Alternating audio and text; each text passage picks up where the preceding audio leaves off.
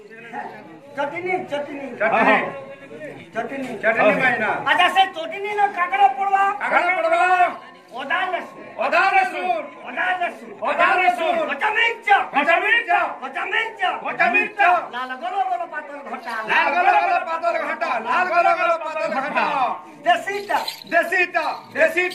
देसी पालन होता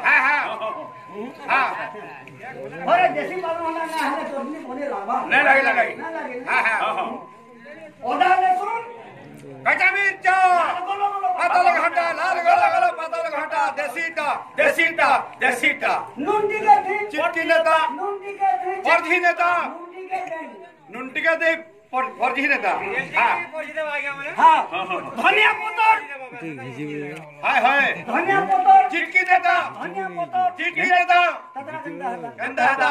बसी भात खुरी बसी बात खुरी उठा पुटा या टुना बैठो हां की कहबा धंधा के ई प्रधान तारा बाबू देलेगा ए बुबरा सोरा बुढ़ा टुना पहिला है हो ओ गुरु पुटा भजा भी बोलू हां ना तमे जदी भजना बताबो तमे पैसा देबो जे भजना बताबो से पैसा देबो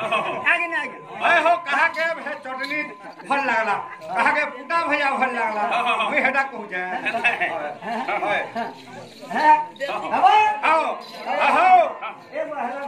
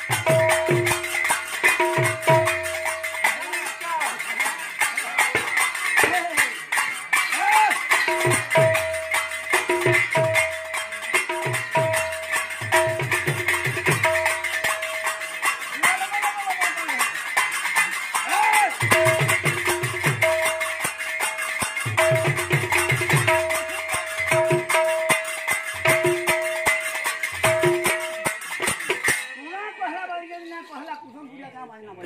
बजा